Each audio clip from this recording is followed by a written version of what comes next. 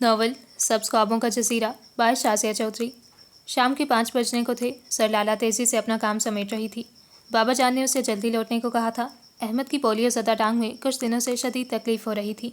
बाबा ने डॉक्टर से आज शाम 6 बजे का टाइम लिया था और उसका चेकअप करवाने के लिए सर लाला को हमरा जाना था। अम्मी तो 3 हफ्तों से लाहौर शहलाला बजिया के यहाँ गई हुई थी। उनका डिलीवरी केस था। अम्मी की लाडली बेटी थी। पहली पहली खुशी थी। माँ को आंखों के सामने देखना चाहती थी। ज़िया ने ब्राउन ग्लासेस से पर्दे हटाए तो रोशनी की तेज़ सी लकीर ने सर लाला का ताकुब किया। वो चौंक कर मुड़ी। 5 से ऊपर हो गए हैं और वो मुसीबत की जड़ अभी तक तशरीफ़ नहीं लाई, स्विच करके रख दिया फसादी ने। एक तो मैडम ने भी उसे ढील दे रखी है। वो दांत पीस कर बुड़बुड़ाई। आता होगा। वैसे करीनस की आस ये है कि मौसूफ की फटीचर मोटर बाइक ने ऐन मौके पर दगा दे दिया होगा। ज़िया मुस्कुराया। वो सर लाला और बासित की आपस की खटपट का ऐनी शाहिद था और अब तो ये रोज़ का मामूल बन चुकी थी। बासित को काम करते हुए फ़कत 1 साल हुआ था और उस 1 साल में कोई 400 मरतबा उसकी सर लाला से झड़प हो चुकी थी। कितनी मरतबा कह चुकी हूँ कि हम सारे दफ्तर वाले चंदा जमा करके उसकी फटीचर बाइक और बदरंग भूरी जीन्स की तब्दीली का अमल वजूद में लाते हैं। खुद से तो उसे एहसास होने से रहा। वो झला कर कुर्सी पर बैठ गई। हाँ भाई, बासित आ गया फील्ड से, मैडम बुला रही हैं। आसिम उजरत में ग्लास डोर खोल कर हॉल कमरे में आया था। अस्सलाम वालेकुम। ऐने को बदलोगो। भूरी बदरंग जीन्स पर पिंक लाइनिंग वाली शर्ट पहने, पी कैप सर पर टिकाए, सावले चमकते चेहरे पर सजी घनी मूंछों में उंगलियां चलाते हुए वो बड़े शरीर अंदाज में झुका था, यूं कि उसका लंबा तार सा वजूद 60 डिग्री के जाविये पर ठहर सा गया था। उसकी गहरी चॉकलेटी आंखों में हमा वक्त एहसासात की एक हलचल सी मची रहती थी। मुझे खबर थी मेरी शामत मुझे याद कर रही होगी। पुरसकून अंदाज में मुस्कुराते हुए वो सर लाला की टेबल के ऐन मुकाबिल आ खड़ा हुआ। वो गुस्से से होंठ चबाते हुए सर झटक कर टेबल पर बिखरे कागजात की तरफ मतवज्जा हो गई। बाहर बड़ा ज़बरदस्त मौसम है। ठंडी ठंडी हवा चल रही है। गर्मी का दूर दूर तक निशान नहीं है। आसमान पर बादल छाए हुए हैं और इस्तकबाल कर रहे हैं और वो साफ उसको चेयर अप करने की सही में था।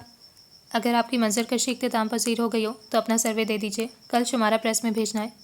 वो सख्त ऑफ मूड में माथे पर नागवारी के शिकने लिए बेदहानी में कागजात उलट पुलट कर रही थी।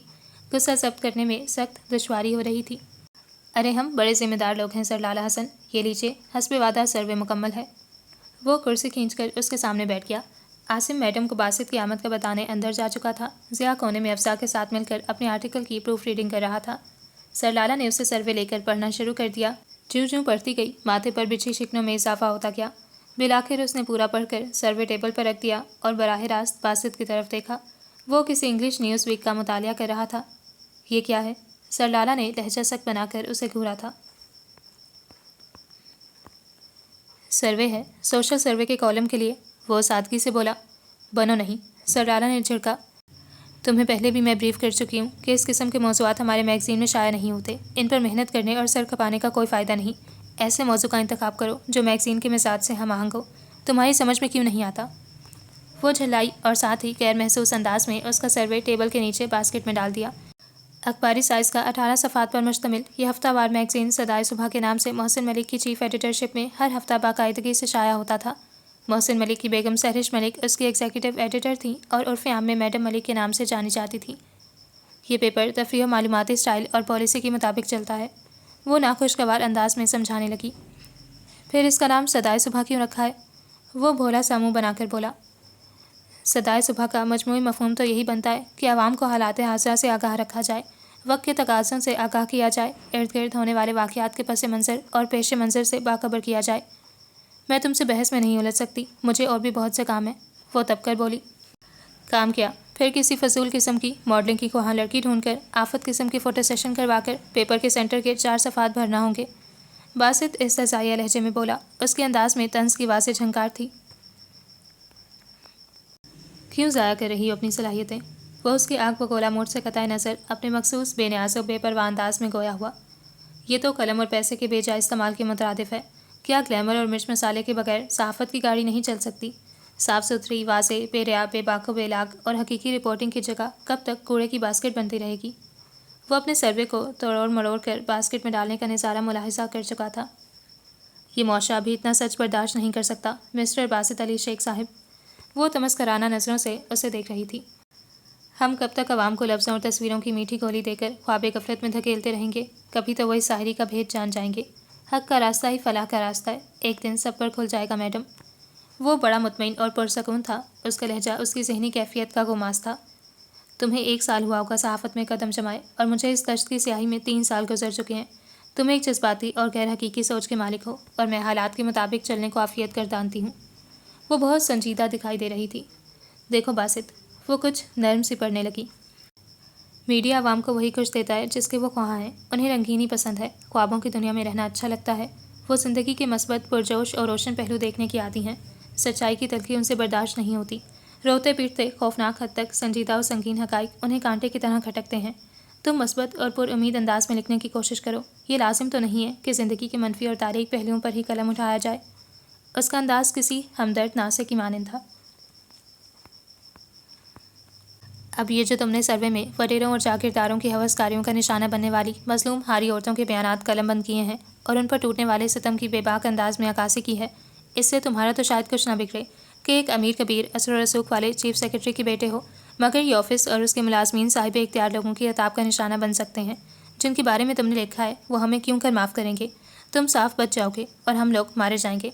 फिर इतने तलखो तुर्शवा से बेरहमो सफाक अल्फाज पढ़कर कारीन हम पर चढ़ दौड़ेंगे।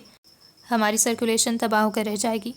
गो कि वो थोड़ी हाथ पर टिकाए बड़े गौर से उसको सुन रहा था, मगर सरलाला को यकीन था वो अंदर से रत्ती बराबर भी कायल नहीं होगा। वो इसी तरह का था, अपनी धुन में मगन रहने वाला, अपने खुद साख्ता अज़ाइम व मकासद की तकमील के लिए हमादम सरगर्म अमल रहने वाला, सब्ज़ इनकलाब का दाई और जर्द सहाफ़त का असली दुश्मन। तुम चाहती हो मैं हकीकत से नज़र चुराते हुए आवाम को सब अच्छा है कि नवीद सुनाऊँ, क्या लतीफ़ा है। वो फिर हंसा। हाँ तो इसमें हर्ज क्या है। वो उसकी हंसी से खाइफ हो गई। मामले की तारीख और मनफी पहलू का नज़रअंदाज कर देना ही बेहतर होता है। वो तहम्मुल से गोया हुई। तुम्हारी बातों के जवाब में मेरे पेट में हंसी का गोला सा उठ रहा है, लाहौल वाला कुव्वत। वो हंसी दबाकर बामुश्किल बोला। जिसे तुम अपनी तरफ से बुराई समझकर दिल खोलकर वसाहत और सराहत से तहरीर करते हो, उसे कच्चे सहन पुरकशिश समझकर अपना भी सकते हैं। वो मज़ीद गोया हुई। तुम्हारा सहन बहुत महदूद है सरलाला हसन। वो संजीदा हो गया। जब वो संजीदा होता था तो उसकी चॉकलेटी रंग की आंखों में अजीब सी पुरसोच गंभीरता दर आती थी। मैं जो कुछ लिखता हूँ, जिनके बारे में लिखता हूँ, वो इसी माहौल के परवरदा हैं, इसी दुनिया के किरदार हैं।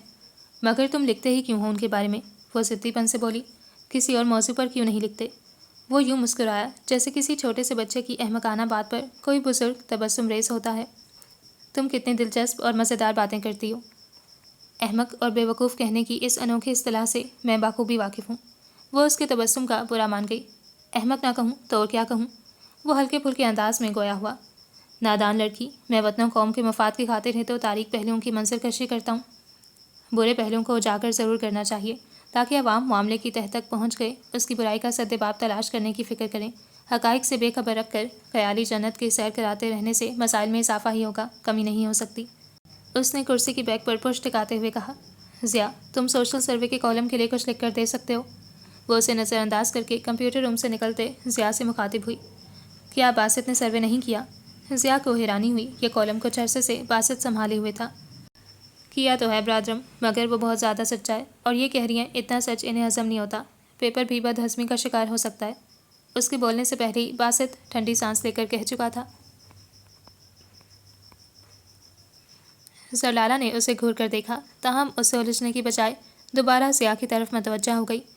लॉलीवुड, बॉलीवुड और हॉलीवुड के कॉलम मुकम्मल कर चुके हैं। मॉडलिंग के लिए मुख्तस 4 सफ़ात पर मैं काम कर रही हूँ। ये हो गए 7 सफ़ात। मोहसिन साहब सियासी कॉलम का एक सफ़ा खुद तहरीर करते हैं। वो हमारा दर्द सर नहीं। इसके अलावा किसी समाजी तंजीम की रिपोर्टिंग और शिरकत के लिए मैडम मलिक खुद जाती हैं। उनकी रिपोर्ट माँ तस्वीर 2 सफ़ात पर जगह पाएगी। गोया 10 सफ़ात मुकम्मल हो गए। अफ़ज़ा खाने पकाने और सेहत व तंदुरुस्ती के 2 सफ़ात संभाले हुए हैं, वो भी मुकम्मल है। 2 सफ़ों का सोशल सर्वे है का कॉलम होता है और बाकी 4 सफ़ात शोबिज़, खेल और सियासत के नामी गिरामी हीरोज़ के इंटरव्यूज़ के लिए मुख्तस हैं। आसिम ने एक फ़िल्मी अदाकारा और एक स्टार खिलाड़ी का इंटरव्यू कर लिया है। सरलाला पेपर के सफ़ात का हिसाब लगा रही थी। कुछ अर्सा पहले मशहूद ने फ़ैशन ज़रूरियात या ज़हमत के मौजू पर एक सर्वे किया था, मगर वो बसंत मेले की तस्वीरी रिपोर्टिंग की वजह से जगह नहीं पा सका। ज़रा तलाश करो अपनी अलमारी में, शायद मिल जाए। अचानक ही अफ़ज़ा को ख्याल आया था। ओह हाँ, ये तो मेरे सहन में ही नहीं रहा। सरलाला याद आते ही जल्दी से अपनी अलमारी खोलकर दराज़ें खंगालने लगी। शुक्र है मिल गया।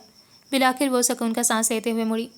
ज़िया प्लीज़ एक नज़र इसका जायज़ा लेकर कंप्यूटर रूम में भिजवा देना। उसने पिनअप किए हुए कुछ सफ़ात ज़िया को पकड़ा दिए। बासित चुपचाप सारी कार्रवाई देख रहा था। किस सोच में गुम हो। अफ़सा उसके सामने चाय का कप रखते हुए ठोका देकर बोली।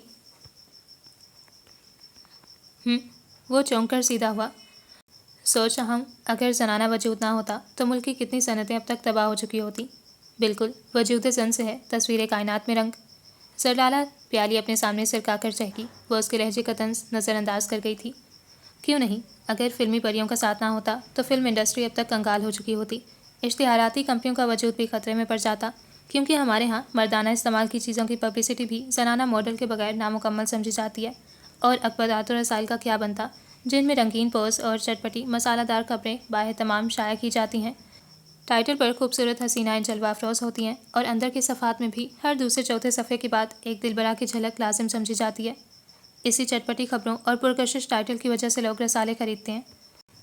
सरलाला चिढ़कर बोली, किसी बारिश मौलाना की तस्वीर टाइटल पर शाया करके देखना, 4 कॉपियाँ भी ना बिकेंगी, हत्ता कि वो मौलाना खुद भी कॉपी नहीं लेंगे। ज़िया अपने मखसूस अंदाज में हंसा। उसकी हंसी को दफ्तर वाले गड़गड़ाते रेल के इंजन से तशबीह देते थे। वज़न और कशिश तहरीर में होती है, तस्वीर में नहीं। बासित बड़े मजबूत अंदाज में गोया हुआ। साबित करके दिखाओ तो माने। सरलाला चल गई। तुम्हारा तो काम ही जलना है मैडम, हाथी के पाँव में सबका पाँव। अरे अपना ज़माना आप बनाते हैं अहले दिल, मुझे तंग करने की कोशिश तुम्हें महंगी पड़ेगी। सरलाला का चेहरा गुस्से से कानों तक सुर्ख होने लगा। वो बहुत जल्दी चिढ़ जाती थी और बासित उसकी कमज़ोरी का फ़ायदा उठाकर जी भरकर सताता था। जा रही हूँ मैं अफ़ज़ा, मैडम को बता देना। वो अलमारी लॉक करके पर्स उठाने लगी। बुज़दिल इसी तरह मैदान छोड़कर भागा करते हैं। बासित ने लुत्फ़ लिया। लगता है तुम दोनों सारी ज़िंदगी इसी तरह झगड़ते रहोगे। ज़िया उनके तेवरों से घबरा गया। हम दोनों सारी ज़िंदगी? बासित चेयर से उठता उठता रह गया। एक नरम गरम से निगाह सरलाला के तपे तपे गंदमी रंगत वाले पुरकशिश चेहरे पर डाली और फिर हंस दिया। क्या बात किया तुमने, ये तो मुमकिन ही नहीं है। हाँ, इस ऑफिस की हद तक दुरुस्त है। उसकी चॉकलेटी आंखों की ये मखसूस नरम गरम चमक कभी कभार ही देखने में आती थी। सरलाला खफा खफा सी बाहर निकल गई। 4 सफ़ात में चेहरे और कपड़ों की नुमाइश, 3 सफ़ात में लॉली बॉली और हॉलीवुड की बातस्वीर सरगर्मियाँ, 2-3 सफ़ात शोबिस की मारूफ और चंचल शख्सियात के इंटरव्यू में नाज कर दिए। या खुदा, यानी 18 सफ़ात के एक मैगज़ीन में कम अज़ कम 12-13 सफ़ात कतई ला यानी और फजूल चीज़ों पर ज़ाया किए जाते हैं। लोगों को बहलाने और बनाने का ये अमल कब तक यूं ही चलता रहेगा? तुफ है। वो सर झटक कर खड़ा हो गया। आसिम के यहाँ बेटा हुआ था। शादी के 4 साल बाद ये खुशखबरी मिली थी। सब ने दिली मुबारकबाद दी और ट्रीट का मुतालबा किया। ये मिठाई लाया तो हूँ। आसिम ने मुसमसी सी सूरत बनाकर 5 किलो का डब्बा उनकी तरफ सरकाया। ये तो बयाना है। ज़िया ने हाथ नचाकर कहा, ओए, एक अदद होनहार नौनिहाल के वालिद माजिद बने हो, शर्म करो। तुम्हें तो चाहिए बसद मिन्नत एक एक को उठाकर होटल ले जाओ लंच के लिए। मशहूद ने कहरत दिलाई। ज़रूर, ज़नाना स्टाफ को इस तरह का लंच देने के लिए दिलो जान से तैयार हूँ। आसिम ने दांत निकाले। हम तुम्हारा सर गंजा कर देंगे और थक गए तो मदद के लिए भाभी को बुला लेंगे। अफ़ज़ा ने वार्निंग दी। अच्छा मेरी जेब और नसीब के दुश्मनों, करवा दूंगा लंच, वो कराहा। मगर किसी 5 स्टार होटल में, तेरे भुज्जे के छप्पड़ होटल का लंच नामंजूर। बासित ने भी गोया एंट्री दी। पहले 5 स्टार होटल के काबिल तो हो जाओ। जलाला ने उसके हुलिये पर नज़र डालकर कहा। वही बदरंग भूरी जीन्स चढ़ाए हुए था, अलबत्ता शर्ट बदली हुई थी, पिंक की बजाय वाइट कलर की थी। काबिल तो हम बहुत हैं मैडम, आप ही ने किसी काबिल ना समझा। वो मासूम सूरत बनाकर मुखातिब हुआ। बल्कि किसी काबिल ना छोड़ा। ज़िया ने टुकड़ा लगाया। सरदार ग़ियासुद्दीन साहिब नीचे गाड़ी में आपके मुंतज़िर हैं बीबी जी। चौकीदार ग्राउंड फ्लोर से इतला देने ऊपर आया था। हाय आन टपके रकीब रोसिया, बासित ने दिल थाम कर वावेला किया। अब बकवास नहीं करो। वो फाइल बंद करती हुई उठ खड़ी हुई। अब बकवास ही कर सकते हैं, निकाह तो उन्होंने कर लिया। सरदार ग़ियासुद्दीन साहिब ने मेरी उस मैगज़ीन में आमद से 6 माह कबल कुछ जल्दी आ चुका होता तो ये सान्या ना गुजरता। फिर क्या इरादे आसिम, कल लंच लेकर ना होना? वो पर्स कंधे पर लटका कर आसिम की तरफ देखते हुए शरारत से मुस्कुराई थी। हाय ना लाना अजीज़ा, आसिम ने जैसे बड़े दुखी दिल से जवाब दिया। इस हाय में बड़ी तासीर है। मेरे जहन में एक आइडिया आ रहा है। लंच देकर तो इस बेचारे के पास सिर्फ तन के कपड़े ही बचेंगे। हम शाम की हाई टी ले लें, वहाँ 150 पर हेड फिक्स रेट है, भले से आखिरी वक्त तक खाते रहो। बासित ने आसिम के लिए रहम की अपील दायर की, जिसे अक्सरियत राय से कबूल कर लिया गया। मगर हम लड़कियों का मसला होगा। अफ़ज़ा ने उनकी तवज्जो अपनी तरफ मबसूल करवाई। हाई टी शाम 5 बजे से शुरू होती है, कम अज़ कम 1.5-2 घंटे तो लग जाएंगे। देर हो गई तो घर वालों को क्या जवाब देंगे? अफ़ज़ा दुरुस्त कह रही है, मेरे लिए भी मसला होगा। ज़रलाला ने हिमायती लहजे में कहा। इसका एक हल है। बासित ने चुटकी बजाई। मैडम मलिक भी मधु हैं, वो भी साथ जाएंगी। उन्हें कहते हैं वो तुम लोगों के घर फ़ोन करके बात कर लें। وہ مالکہ ہیں، ان کے بیان کی صداقت پر گھر والے یقین کر لیں گے اور اجازت بھی دے دیں گے۔ ٹھیک ہے، اب میں چلتی ہوں۔ سرلالا کندھے اچکا کر باہر نکلنے لگی۔ ملاحظہ کریں ناظرین، محترمہ کو اپنے ناقے سے ملنے کی کتنی جلدی ہے۔ باسط نے اسے چھیڑا۔ جی نہیں، وہ جھیم سی گئی، بلکہ اسے تو الجھن ہو رہی تھی۔ سردار غیاث الدین بذات خود کیوں لینے آ گئے؟ بے شک نکاح ہو چکا تھا، بلکہ اب تو پرانا بھی ہو چکا تھا، مگر کچھ معاشرتی تقاضے بھی ہوا کرتے ہیں۔ اسے ان کی یہ روش پسند نہ تھی۔ یہ عجیب و غریب اصطلاحیں مجھ پر چسپاں نہ کیا کرو، جانے کیا کیا بکتے رہتے ہو۔ وہ بگڑتے تیور لیے بولی۔ لغت میں دیکھ لیجئے، گرامر میں چیک کر لیجئے، اصطلاح بالکل درست ہے۔ منقوہ کے مذکر کو ناقے کہا جاتا ہے۔ وہ اس کے پیچھے پیچھے سیڑھیاں اترتا نیچے آ رہا تھا۔ بڑا مال اکٹھا کر رکھا ہے تمہارے ناقے صاحب نے، وہ تبصرہ کر رہا تھا۔ جدی پشتی رئیس ہیں، مال تو ہوگا، سرلالا نے سادگی سے کہا۔ خدا جانے اس میں کتنا حصہ ذاتی ہے اور کتنا سرکار کا۔ کیا مطلب؟ اس کے دبے دبے مشتبہ انداز پر وہ چونک کر مڑی۔ یہی تو سمجھنے کی کوشش کر رہا ہوں۔ اس کے چہرے پر مبہم مسکراہٹ چمکی۔ دیکھو نا، یہ جو صاحب ثروت لوگوں پر فضل ربی ہوتا ہے، اس میں جانے کتنے فیصد حصہ عوام کے خون پسینے کی کمائی سے جاتا ہوگا۔ یہ بات تمہارے والد بزرگوار پر بھی لاگو ہو سکتی ہے۔ وہ چپتے ہوئے انداز میں اسے دیکھنے لگی۔ وہ بھی تو ملک کے سرکردہ اور بارسوخ افراد میں شامل ہوتے ہیں۔ باسط کے شفاف سانولے چہرے پر سوچ کی دراریں صاف دیکھی جا سکتی تھیں۔ اس کی چاکلیٹی آنکھوں میں ایک اضطراب سا دوڑ گیا تھا۔ کیوں نہیں، پیمانہ تو سب کے لیے ایک ہونا چاہیے۔ وہ خوش لہجے میں گویا ہوا۔ جاؤ، تمہارے ناقے انتظار میں ہوں گے۔ وہ وہیں سیڑھیوں پر بیٹھ گیا۔ ابھی کل ہی تو 50,000 روپیہ تم نے بینک سے نکلوایا تھا، اب مزید 30,000 چاہیے۔ کہاں لٹاتے اتنا پیسہ؟ کون سی عیاشی ہے جو اس درجہ مہنگی ہے؟ کسی فلمی پری کو دعوت پہ بلایا ہے کیا؟ سلطان شیخ بڑے جھلائے ہوئے انداز میں نوٹوں کی گدی اس کے حوالے کرتے ہوئے دریافت کر رہے تھے۔ باسط کا چہرہ سرخ ہو گیا۔ مجھے ان چیزوں کا چسکا نہیں ہے ڈیڈی، وہ بمشکل ضبط کر سکا تھا۔ پینا پلانا تمہارا شغل نہیں ہے، گھومنے پھرنے کی فرصت نہیں، کپڑوں جوتوں اور پرفیومز وغیرہ سے دلچسپی نہیں۔ حلیہ تمہارا فقیروں سے بھی بدتر رہتا ہے۔ 50 سال پرانا گھٹیا سا اسکوٹر اڑاتے پھرتے ہو، پھر آخر اتنی رقم کا کیا کرتے ہو؟ پانی میں بہاتے ہو کیا؟ ممی نے دخل در مقولات کیا تھا۔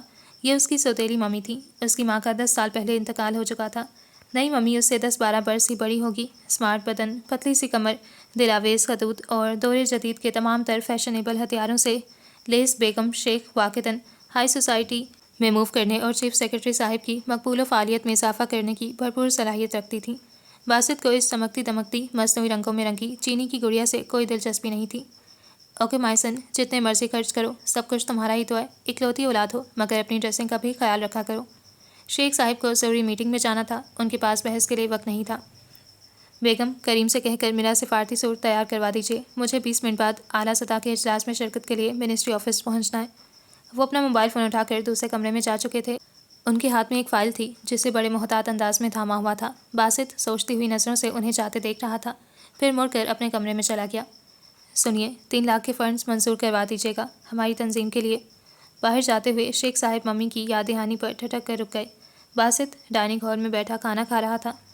ابھی پچھلے ماہ تو 1.5 لاکھ کا چیک نکلوایا تھا حکومتی فنڈ سے، وہ کیا ہوا؟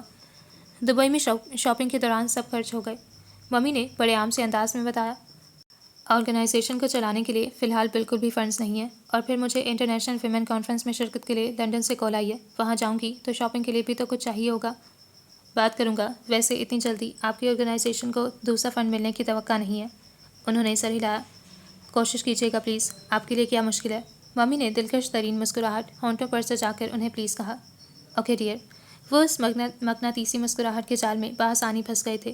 ڈائننگ ہال میں کھانا کھاتے باسط نے زور سے چمچ پلیٹ پر پٹکا۔ میں نے یہ سوچنے کی کوشش کیوں نہیں کی کہ جس برائی کی خاتمے کے لیے میں بڑی بڑی مچھلیوں کے پیچھے بھاگ رہا ہوں، اس کی اپروچ میرے گھر تک بھی ہو سکتی ہے۔ اس نے سر تھام لیا۔ سبھی لوٹ مار میں ملوث ہیں، جتنا ملتا ہے بٹورتے چلو کے اصول پر کام کر رہے ہیں۔ یہ دستور سیاست کب بدلے گا؟ ہر سطح، ہر تنظیم تر انقلاب کی ضرورت ہے۔ وہ اگلے روز غریبوں کی بستی میں بننے والے پرائمری اسکول کی تعمیر کے لیے 30,000 کی رقم حوالے کرتے ہوئے اس سے مزید اخراجات کے لیے تفصیل طلب کر رہا تھا۔ وہ ہر ماہ اپنے اکاؤنٹ میں جمع شدہ تقریباً ساری رقم ضرورت مندوں اور رفاہی و تعلیمی اداروں میں تقسیم کرتا تھا۔ یہ عمل نہایت خاموشی اور رازداری سے سر انجام دیتا تھا۔ کسی کو کان و کان خبر نہیں ہوتی تھی۔ اسے تشہیر و تطہیر پسند نہیں تھی۔ 50,000 روپیہ گزشتہ دنوں اس نے ایک غریب مزدور کی بیٹی کی شادی کے لیے اس کو دیا تھا۔ بہت سے غریب بچوں کی تعلیمی اخراجات کا ذمہ اس نے اپنے سر لے رکھا تھا۔ ہر ماہ ان کی فیس اور کتابوں کاپیوں کے لیے مخصوص رقم اسکول کے ہیڈ ماسٹر کے حوالے کر دیتا تھا۔ اس کے علاوہ یتیموں اور بے گھر بچوں کے ادارے میں ہر ماہ جتنا بن پڑتا تھا وہ ضرور دیتا تھا۔ وہ اپنی ذات میں ایک گہرے سمندر کی طرح تھا، سب کچھ دیکھتا تھا، سوچتا تھا اور چپ چاپ عمل میں گم ہو جاتا۔ صدائے صبح میں جاب کرنے سے پہلے وہ ایک خیراتی ادارے میں رضاکارانہ کام کرتا رہا تھا۔ ادارے کے اخراجات اور انتظامی معاملات اسی کے سپرد تھے۔ پھر ڈیڈی کی بار بار وارننگ کے بعد بالآخر ادارہ چھوڑ کر میگزین جوائن کر لیا۔ اس لڑکے نے تو باپ کے نام پر دھبا لگا دیا ہے، ہر کام الٹا، ہر بات نرالی، عجیب غریبانہ سوچ کا مالک ہے۔ شیخ صاحب اکثر اس سے نالا رہتے تھے۔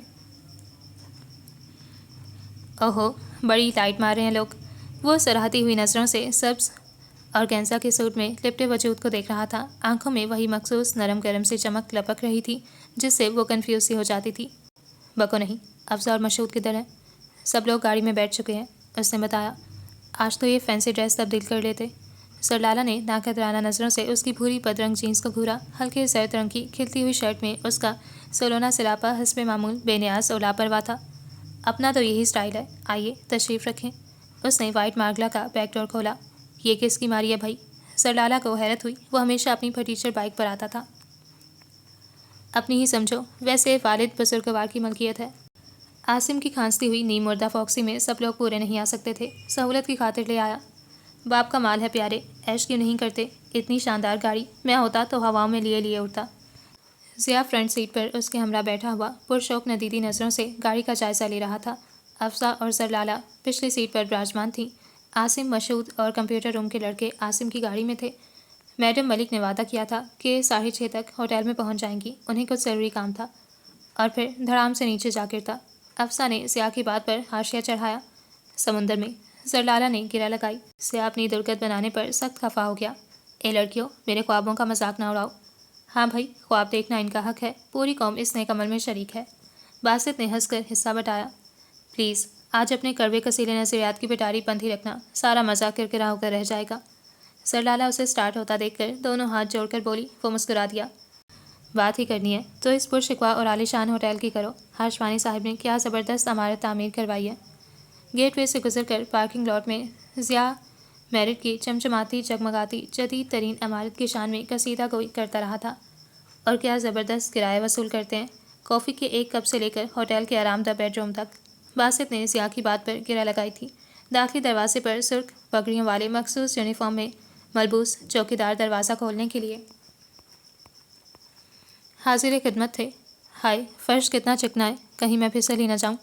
افسا نے سر لالا کے کان میں سرگوشی کی تھی۔ سر لالا بھی پہلی مرتبہ یہاں آئی تھی۔ وہ محدود آمدنی والے سفید پوش گھرانے کی لڑکی تھی جہاں ہوٹلنگ اور سیر و تفریح کی عیاشی کا تصور بھی نہیں کیا جا سکتا۔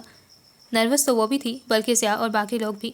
البتہ باسط عجیب بے نیاز سے پرسکون انداز میں چلتا ہوا انہیں اپنے پیچھے آنے کا اشارہ کرتے ہوئے ہائی ٹی والے مخصوص ہال میں لے گیا تھا۔ میزیں بھرنا شروع ہو گئی تھیں۔ انہوں نے قریب قریب کی 2 ٹیبل سنبھال لیں، ہر ٹیبل پر 4 سیٹیں تھیں۔ ہال کے دوسرے سرے پر ریسیپشن کے عین مقابل ہاف سرکل شیپ میں لمبا چوڑا کاؤنٹر بنا ہوا تھا جس پر اسٹیل کے فائر باکس رکھے تھے۔ پورا کاؤنٹر انواع و اقسام کی اشیاء و خوردنوش سے بھرا ہوا تھا۔ ہائے، اتنی ساری چیزیں، اف، تاب نظارہ نہیں۔ ضیاء کے منہ میں پانی بھر آیا تھا۔ تاب نظارہ تو واقعی نہیں۔ ذرا آہستگی سے بیک ٹرن ہو کر پچھلی میز پر بیٹھی سویڈش آنٹی کو دیکھو، نیل کے ساحل سے لے کر تاب خاک کا شکر تک پھیلی ہوئی ہیں۔ اس کا خاوند اسے کیسے برداشت کرتا ہوگا؟ دیکھو وہ کس قدر دبلا پتلا ہے۔ باسط سرگوشی کے اسے انداز میں مزے لے کر کمنٹری کر رہا تھا۔ آؤ نا، ہم چیزیں لے آئیں، اتنے سارے لوگ ہیں، کہیں ختم ہی نہ ہو جائیں۔ ضیاء کو لالچ نے گھیرا۔ فکر نہیں کرو، یہاں کے بیڑے بڑے ہوشیار ہیں، جو ہی فائر باکس میں سے آدھے سے کچھ کم رہ جائے مزید بھرتی کر دیتے ہیں۔ تم بھلے سے 8 بجے تک بلکہ بے ہوش ہونے تک کھاتے رہو، ختم نہیں ہوگا۔ باسط نے شاندار طریقے سے تسلی کروائی اور ساتھ ہی اٹھ کھڑا ہوا۔ وہ لوگ اپنی اپنی پلیٹ پکڑ کر کاؤنٹر کے ارد گرد گھوم کر مختلف چیزیں ڈالنے لگے۔ چاٹ، دہی بھلے، گول گپے، چپس، پکوڑے، سموسے، تکے، چکن روسٹ، شامی کباب، سیخ کباب، پزا، ہر قسم کی مٹھائیاں، کیک اور جانے کیا الا بلا جمع تھا۔ منہ میں پانی بھر رہا تھا۔ سبھی نے سیر ہو کر کھایا۔ باسط کھانے سے زیادہ آنے جانے والے ملکی و غیر ملکی جوڑوں پر کمنٹری کرنے میں دلچسپی لے رہا تھا۔ اف، واقعی پیٹ پھٹنے کو ہے اب۔ اے عاصم، چائے منگواؤ بھائی۔ ضیاء حلق کو ٹھونس چکا تھا۔ ابھی بھی اتنا کچھ باقی ہے۔ مشہود نے للچائی نظروں سے کاؤنٹر کی طرف دیکھا۔ کیا خیال ہے بیگ میں بھر کر نہ لے چلیں؟ پھر جانے کب اتنی ساری چیزیں اکٹھی دیکھنی نصیب ہوں۔ عاصم نے سرگوشی کی۔ ہوش کے ناخن لو، یہاں خفیہ کیمرے لگے ہیں، ہر گوشے سے ایک ایک بندہ ویڈیو کیمرے کی زد میں رہتا ہے۔ باسط نے خبردار کیا۔ ارے ہائیں! عاصم خوفزدہ ہو کر سیدھا بیٹھ گیا۔ میڈم ملک آئیں تو صحیح، مگر تھوڑی دیر کے لیے۔ ذرا سا کھا کر عاصم کو گفٹ دے کر ضروری کام کے لیے دوبارہ واپس چلی گئیں۔ چائے کے بعد عاصم نے بل پے کیا اور جب وہ اپنی گاڑی میں بیٹھنے لگا تو گاڑی کی سیٹوں اور ڈھیروں گفٹ سے ڈھکا دیکھ کر دھک سے رہ گیا۔ ارے یہ تم لوگوں نے کیا تکلف کر ڈالا؟ وہ سخت خفگی سے انہیں گھورنے لگا۔ یہ تمہارے لیے نہیں ہے، ہمارے منع سے بھتیجے کے لیے ہے، باسط نے کہا۔ میں یہ نہیں لوں گا۔ یہ کیا بات ہوئی؟ میں نے دعوت دلی خوشی اور آمادگی سے دی تھی۔ تم لوگ احسان اتارنے لگے۔ وہ بدستور انکاری تھا۔ پلیز عاصم، ہم لوگ بھی تو اپنی دلی خوشی اور آمادگی کے ساتھ دے رہے ہیں، کیا تمہارا بیٹا ہمارا کچھ نہیں لگتا؟ دعوت تو ایک بہانہ تھی، ورنہ یہ تحائف تو ہم نے منع کو دینے ہی تھے۔ ارادہ تھا کہ تمہارے گھر جا کر دے دیں گے، حسن اتفاق سے یہ موقع مل گیا۔ زرلالہ نے سبھاؤ سے سمجھایا تو اس نے شکریہ کے ساتھ قبول کر لیے۔ افزا اور زرلالہ، میں تم لوگوں کو گھر چھوڑ دیتا ہوں۔ باسط نے عاصم کی کہ پیٹرول کی بچت کی خاطر واپسی پر افزا اور زرلالہ کو اپنے ہمراہ بٹھا لیا تھا۔ ضیاء تو عوامی مرکز کے فلیٹ میں رہتا تھا، 2-4 منٹ بعد ہی اس کا گھر آ گیا تھا۔ افزا کو اس کے گھر اتارنے کے بعد اس نے گاڑی پنڈی کی طرف موڑ لی۔ زرلالہ پنڈی میں سیٹلائٹ ٹاؤن میں رہتی تھی۔ کیا بات ہے، ڈر تو نہیں لگ رہا؟ وہ اسے چپ چاپ گاڑی میں سے باہر جھانکتے دیکھ کر خاموشی کا حصار توڑتے ہوئے بولا۔ وہ چونک کر اس کی طرف متوجہ ہوئی۔ ڈر؟ مگر کس سے؟ وہ سادگی سے اسے دیکھ کر بولی۔ کسی سے نہیں۔ باسط ایک نظر اس پر ڈال کر سامنے دیکھنے لگا۔ پھر تم نے پوچھا کیوں؟ وہ لج گئی۔ وہ کچھ دیر خاموش رہا۔ یوں ہی بعض اوقات بندہ اپنے آپ سے بھی ڈرنے لگتا ہے۔ اس کے دوبارہ اصرار پر وہ ٹالنے والے انداز میں بولا۔ کیا تم کبھی خود سے خوفزدہ ہوئے ہو؟ ہاں، اس نے گہری سانس لی۔ کبھی کبھی میرے ساتھ ایسا ہوتا ہے۔ کب؟ وہ دلچسپی سے پوچھنے لگی۔ کیا اس سوال کا جواب دینا ضروری ہے؟ وہ لب کاٹ کر بولا۔ ضروری تو نہیں ہے، تاہم اگر دے دو تو عنایت ہوگی۔ وہ مسکرا دی۔ پھر پلیز مت پوچھو، اس نے بےتابی سے کہا۔ چلو نہیں پوچھتی۔ زرلالہ اس کے تیور سمجھ نہیں پا رہی تھی، تاہم بات ختم کرنے کے لیے چپ ہو گئی۔ باسط کو اس خاموشی کا احساس ہوا تو خود ہی موڈ اور بات بدل کر بولا۔ کیسا لگا تمہیں آج کا یہ ٹرپ؟ زبردست، بہت لطف آیا۔ میں سوچتی ہوں اتنی اچھی کمپنی پھر جانے کبھی نصیب ہوگی بھی یا نہیں۔ کچھ عرصے بعد سب کچھ بدل جائے گا۔ میری رفضہ کی شادی ہو جائے گی، مشہود باہر جانے کے چکروں میں ہے، ضیاء کسی اخبار میں کام کرنے کی خواہش رکھتا ہے، جب کبھی چانس ملا تو یہاں سے چھوڑ کر چلا جائے گا۔ رہے تم تو تم میں ایک انقلابی قسم کے مضطرب سیاستدان کی روح چھپی ہوئی ہے۔ پھر یوں بھی جاب تمہارا مسئلہ نہیں، تم جب چاہو کوئی بھی سرکاری نوکری تمہارے والد صاحب تھالی میں سجا کر پیش کر سکتے ہیں۔ تمہاری رخصتی کب تک متوقع ہے؟ وہ اس کی بات پر تبصرہ کیے بنا سوال کرنے لگا۔ دیکھو شاید 1 سال مزید لگ جائے۔ دراصل سردار غیاث الدین صاحب کے والد مشہور و معروف سیاستدان ہیں، ان کے ملکی اور غیر ملکی دورے ہی ختم نہیں ہوتے۔ خود غیاث صاحب بھی زیادہ تر بیرونی دوروں پر رہتے ہیں۔ اچھا ہے، میں تو خود کچھ عرصہ سکون سے گزارنا چاہتی ہوں۔ وہ مگن سے انداز میں بتا رہی تھی۔ یہ تمہارے سسر محترم کچھ زیادہ ہی لمبے ہاتھ نہیں مار رہے؟ باسط کی پیشانی پر تفکر کی لکیریں بچھی ہوئی تھیں۔ اچھا، مجھے تو خبر نہیں۔ اس نے لاپرواہی سے کندھے اچکائے۔ موجودہ دور حکومت میں کون ہے جو نہیں سمیٹ رہا؟ سب اسی مشن میں لگے ہوئے ہیں۔ وہ زہر کھند ہوئی۔ خیر، کبھی نہ کبھی تو ان کا یوم حساب آئے گا۔ باسط پر امید تھا۔ اور مجھے یقین ہے وہ دن دور نہیں جب قوم ان سے ایک ایک پائی کا حساب لے گی۔ یہ وطن فروش آخر کب تک عوام کی نظروں میں دھول جھونکتے رہیں گے؟ کوئی اور بات کرو، آج میرا موڈ بڑا اچھا ہے۔ وہ اس کے پرجوش انداز پر گھبرا کر ٹوکنے لگی۔ اوفو، آج کے دور میں سچی بات دل کی دھڑکن ڈسٹرب کرنے کا سبب بن جاتی ہے، اس نے ہلکے پھلکے انداز میں کہتے ہوئے ریڈیو سیٹ آن کر دیا۔ مگنیسیا ایک ملی نغمہ گا رہی تھی، بڑے ہی دل فریب بول تھے۔ سبز خوابوں کا جزیرہ سدا آباد رہے، آزاد رہے۔ تمہاری پسند بھی تم سے ملتی جلتی ہے۔ وہ مسکرا کر اسے دیکھنے لگی۔ ہاں، مگر کبھی کبھی میری پسند میرے مزاج سے نہیں بھی ملتی، پھر بھی میں اسے پسندیدگی کا درجہ دیتا ہوں۔ اس کا لہجہ گہرا سا تھا۔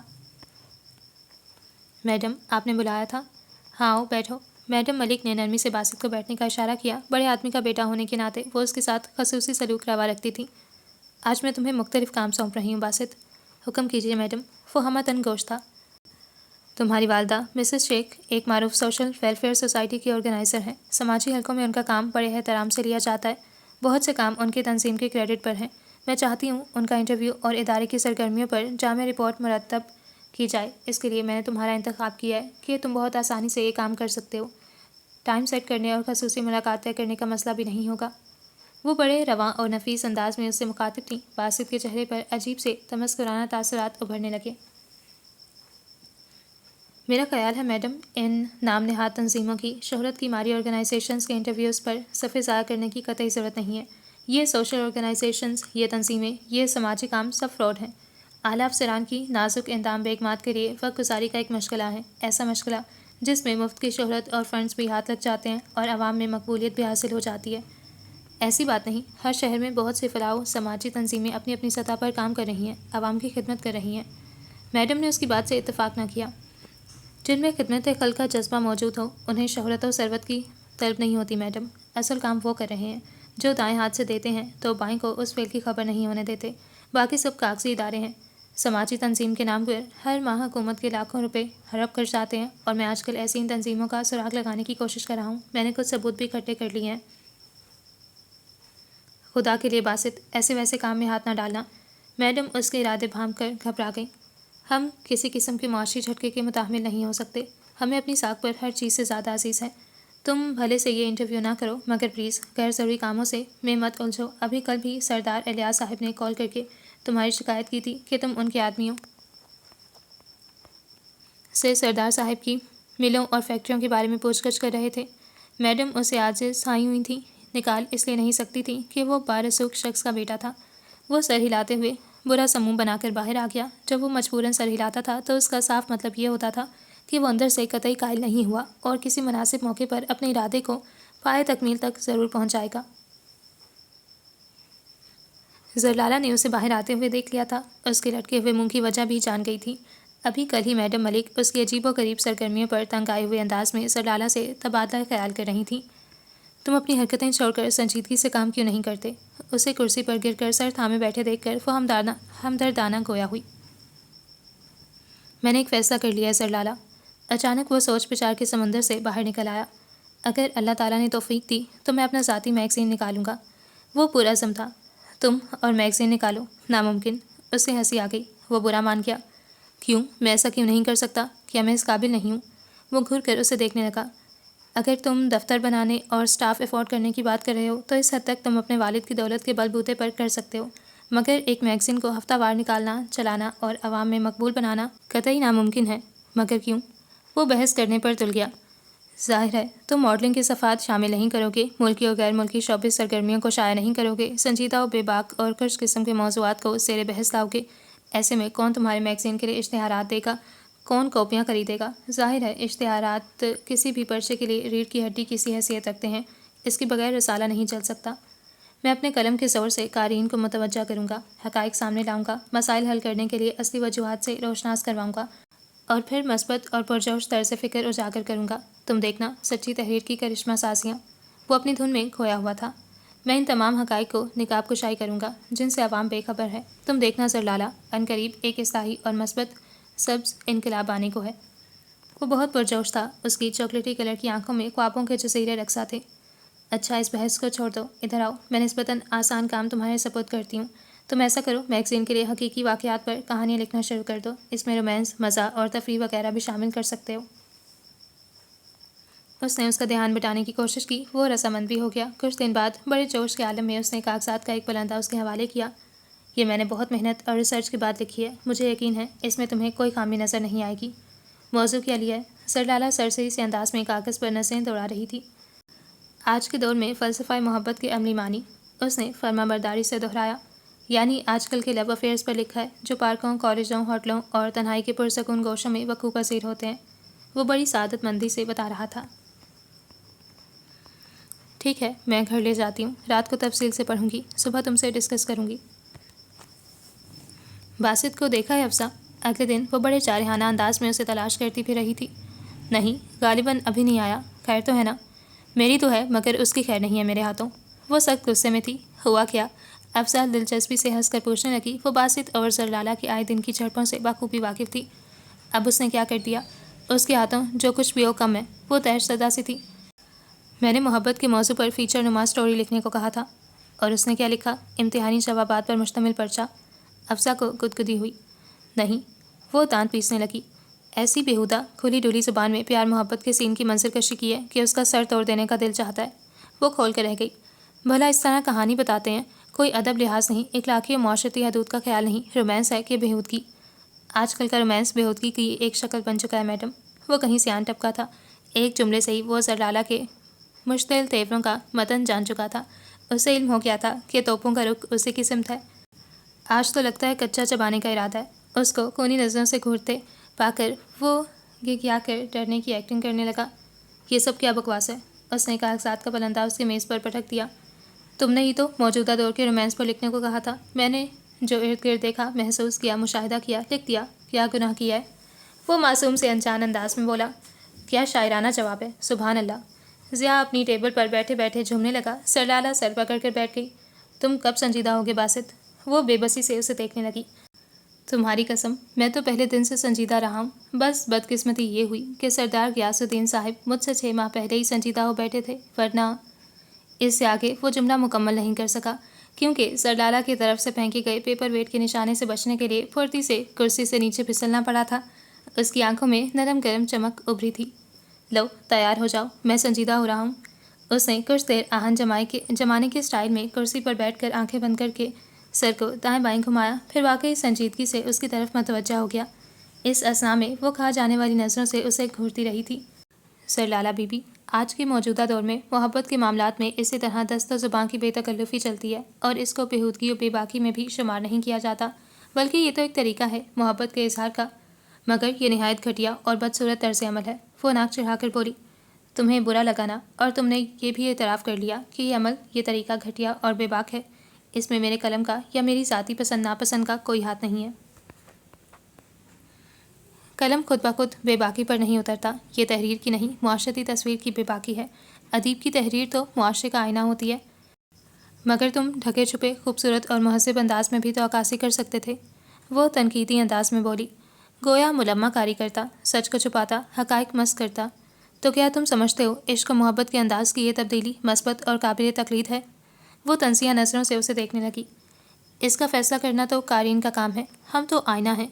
اب دیکھو نا، تم نے اس کو پڑھ کر بیہودگی کا نام دیا، گویا تمہیں اچھا نہیں لگا، اور تم خدا نخواستہ ایسے راستے پر نہیں چلو گی، بلکہ جو ایسا کر رہے ہیں انہیں بھی اس سے روکو گی۔ لکھاری کی تحریر ایسی ہونی چاہیے جو قارئین کی قوت فیصلہ کو مضبوطی عطا کرے۔ وہ اٹھ کھڑا ہوا۔ بہرحال میں نے فیصلہ کیا ہے کہ میں صدائے صبح چھوڑ کر اپنا اخبار شروع کروں۔ ابتدائی تجربات میں ہفتہ وار ہوگا، بعد میں اسے روزنامہ بنا دیا جائے گا۔ میں نے اس کا نام بھی سوچ لیا ہے، صدائے حق۔ اگر تم میرا ساتھ دو تو مجھے خوشی ہوگی۔ وہ ہنس پڑی۔ تم مذاق کر رہے ہو باسط؟ یہ مذاق نہیں تھا۔ خیر، تمہاری مرضی۔ عنقریب ملاقات ہوگی، بہت اچھے ماحول میں، انشاءاللہ۔ تبدیلی کا عمل بہت جلد شروع ہو جائے گا، مثبت اور خوشحال سبز تبدیلی کا عمل۔ شاید وہ بہت سچا تھا، یا حالات کو جاننے کی اضافی قوت رکھتا تھا۔ کچھ عرصے بعد اسمبلیاں ٹوٹ گئیں، انتخابات ہوئے اور نئی حکومت بنی۔ حکومتی پارٹی نے اقتدار سنبھالتے ہی احتساب کا عمل شروع کر دیا تھا۔ آئے دن نئے نئے انکشافات سننے کو مل رہے تھے۔ حیرت کی بات تب ہوئی جب سردار الیاس صاحب اور سردار غیاث الدین صاحب کی بینکوں سے قرضے لینے اور انہیں خرد برد کرنے کے الزام میں احتسابی کمیشن میں پیش ہونا پڑا۔ یہ سارا کیا دھرا اس چھوکرے باسط علی شیخ کا ہے۔ بیٹی، تم اس سے ملو اور اصولوں کے پٹھے کو راہ راست پر لاؤ۔ وہ تمہارے محکمے کا ہے، اپنے پرچے صدائے حق میں ہمارے خلاف زہر اگل رہا ہے۔ سردار الیاس بہت پریشان سے سرلالا کے پاس آئے تھے۔ وہ بہت مدت بعد اس کے آفس گئی۔ اس کا پرچہ اچھا خاصا چل نکلا تھا، سرکولیشن میں معقول تھا۔ یہ سیاسی اور معاشرتی نوعیت کا پرچہ تھا، سیاست کے ساتھ ساتھ خاص طور پر ایسے حساس معاشرتی مسائل کو احاطہ تحریر میں لیا جاتا تھا جو اس سے پہلے عوام کی نظر سے اوجھل تھے، یا کم از کم ان کے اصل حقائق سے قارئین لاعلم رہے تھے۔ ان میں بچوں، عورتوں اور بوڑھوں کی دلچسپی کی چیزیں بھی تھیں۔ سرلالا کو صدائے حق کا مطالعہ کر کے خاصی حیرت ہوئی تھی۔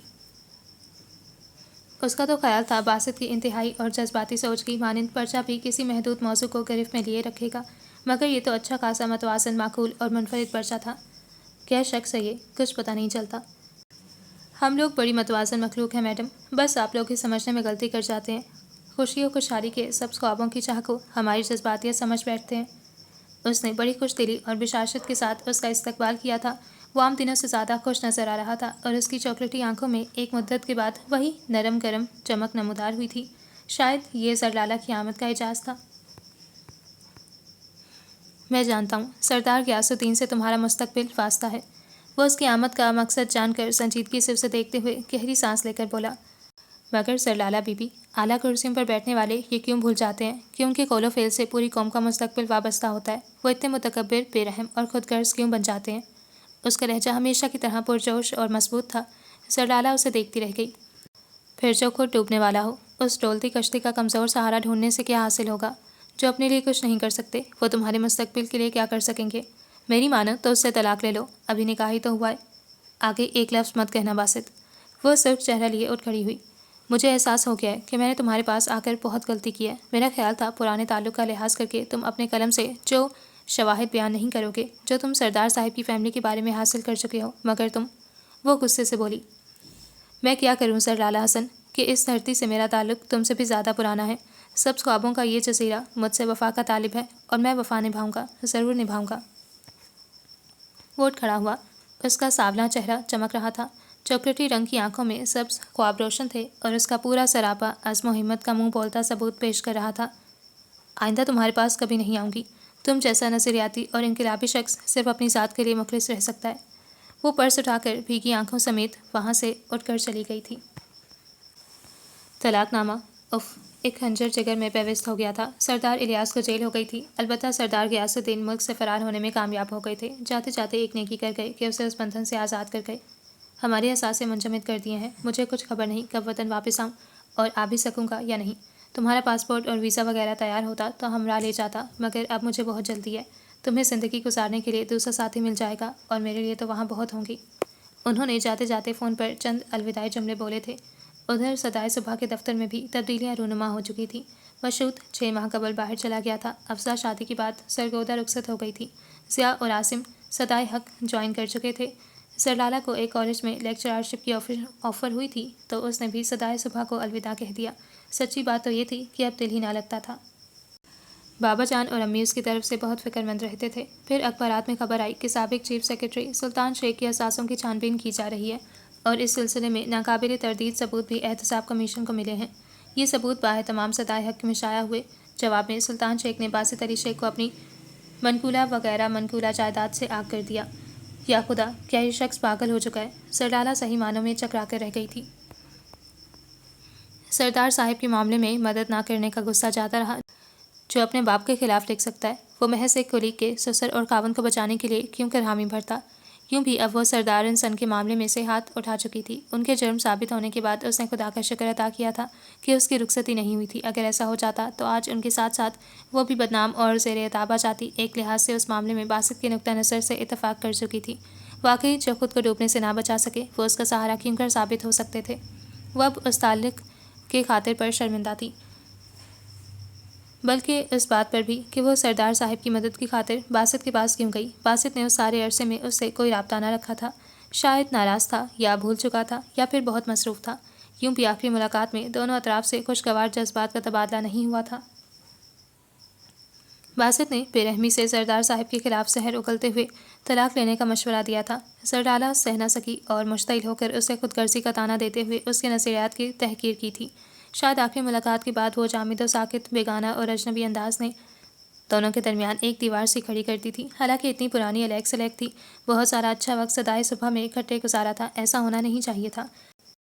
خواہش کے باوجود سر لالا نے اس کے دفتر فون نہ کیا اور نہ کبھی باسط نے رابطہ رکھنے کی جستجو کی۔ عجب بے کیف سے دن گزر رہے تھے۔ قومی سطح پر بہت سی تبدیلیاں رونما ہو رہی تھیں۔ ہر شعبہ زندگی کے افراد ان معاملات میں دلچسپی لے رہے تھے، مگر سر لالا کا دل مردہ ہو چکا تھا۔ وہ تمام واقعات کو ایک معمول قصے ناظر کی طرح دیکھ رہی تھی۔ ایک دن بڑی مدت بعد ضیاء سے ملاقات ہوئی۔ وہ اپنی بھتیجی کے لیے داخلہ فارم لینے کالج آیا تھا۔ اتفاقاً سر لالا سے مٹ بھیڑ ہو گئی۔ تم لوگوں نے تو مجھے بھلا ہی دیا، کوئی خیر خبر نہیں رکھی۔ وہ اسی پرانے اپنائیت آمیز انداز میں شکوہ کر رہی تھی۔ ضیاء آج بھی ویسا ہی تھا، خوش خوراک اور گڑگڑاتے انجن کی طرح ہنسنے والا۔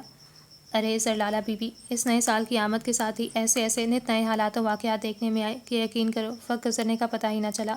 ہر روز دل میں کہتا کہ آج فون کروں گا یا گھر جا کر ملاقات کروں گا۔ تمہاری بھابھی کو بھی ہر دوسرے چوتھے دن تیار رہنے کا آرڈر دیتا، مگر پھر ٹائم نہ نکل پاتا۔ پیسے کے چکر، سیاست کے داؤ پیچ اور قومی نوعیت کے ہنگامہ خیز واقعات و معاملات صدائے حق میں آ کر تو صحیح معنوں میں اپنا آپ بھلا بیٹھا ہوں۔ ضیاء نے لمبی چوڑی وضاحت دے کر اسے مطمئن کیا تھا۔ مجھے تو وہ شخص کوئی پاگل لگتا ہے۔ اس نے اپنا خیال ضیاء کے گوش گزار کرنا ضروری خیال کیا۔ وہ اسے کالج کے وزٹنگ روم میں لے آئی تھی۔ ماسی اس کے اشارے پر کولڈ ڈرنک، سموسے اور چاٹ کینٹین سے لا کر ٹیبل پر رکھ رہی تھی۔ پہلے میں بھی یہی سمجھتا تھا، ضیاء نے گڑگڑاتے انجن کی طرح کہکا لگایا۔ دراصل ہمارے ہاں اضافی قوت مشاہدہ رکھنے والا شخص پاگل ہی سمجھا جاتا ہے۔ وہ بے تکلفی سے سموسہ اور چاٹ پلیٹ میں ڈالنے لگا۔ اس مہمان نوازی پر تمہارا شکریہ ادا نہیں کروں گا۔ وہ پلیٹ بھر کر اسے دیکھتے ہوئے ٹھاٹھ سے ہنسا۔ میں قبول بھی نہیں کروں گی۔ وہ بے ساختہ ہنس دی۔ مجھے پرانے زمانے یاد آنے لگے ہیں۔ یاد ہے کس روب سے بیچارے عاصم سے ٹریٹ وصول کی تھی میرٹ میں؟ اس کی آنکھوں میں عہد گزشتہ کی تصویر لہرانے لگی۔ ہاں، کیا اچھے زمانے تھے وہ۔ اب وہ بے فکری جیسے خواب ہو کر رہ گئی ہے۔ ضیاء نے ٹھنڈی سانس لی۔ صدائے حق میں کام کرتے ہوئے کیسا محسوس ہو رہا ہے؟ سرلالا کے لہجے میں عجیب سی چبھن اور طنز کی جھلک تھی، جو شاید باسط سے پرکاش رکھنے کی وجہ سے خود بخود اس کے لہجے میں در آئی تھی۔ یوں لگتا ہے جیسے کسی اہم ترین مشن پر کام ہو رہا ہے۔ ہر شمارے کے لیے یوں جان ماری جاتی ہے جیسے زندگی اور موت کا مسئلہ ہو۔ سچ پوچھو تو صحیح معنوں میں صحافت کی فیلڈ کے تقدس اور اہمیت کا اندازہ ہو گیا ہے۔ ضیاء کی مطمئنہ و مثبت جواب پر وہ بجھ کر رہ گئی۔ وہ تو باسط کے خلاف سننا چاہتی تھی، کوئی ایسی بات جو جی بھر کر اسے جذباتی، بے وقوف اور عاقبت نا اندیش ثابت کرے۔ پہلے تو میں بھی اسے ایک جذباتی سا لاابالی بندہ سمجھتا تھا۔ ضیاء کولڈ ڈرنک تھام کر اس سے مخاطب ہوا۔ اس کے جوش و جذبے اور انداز کو متون مزاجی سے تعبیر دیتا تھا، مگر اب اس کے ساتھ کام کرتے ہوئے مجھے اس کی ذات کے بہت سے پوشیدہ پہلوؤں سے آگہی ہوئی ہے۔ وہ بڑا مختلف سا مشتعل ارادوں کا مالک اور پرعزم نوجوان ہے۔ واقعتاً کچھ کر دکھانے کی صلاحیت رکھتا ہے۔ اس کے لہجے میں ستائش کی جھلک تھی، مگر زندگی کے بارے میں اس کی اپروچ غیر حقیقی اور سطحی ہے۔ وہ ضیاء کو اس کی تعریف اور رتب لساں دیکھ کر بیزار سی ہونے لگی۔ یہ بات نہیں ہے، وہ اطمینان سے گویا ہوا۔ وہ صحیح معنوں میں مسائل و معاملات کا حل حقیقی پہلو سے دریافت کرنے کا فن جانتا ہے۔ اس نے تحریر کی کشش اور وزن کو عملی طور پر ثابت کر دیا ہے۔ آج صدائے حق کے تجزیے اور رپورٹس پر اعلیٰ ایوانوں میں سنجیدگی کے ساتھ غور کیا جاتا ہے اور اس کے فراہم کردہ ٹھوس شواہد پر ایکشن بھی لیا جاتا ہے۔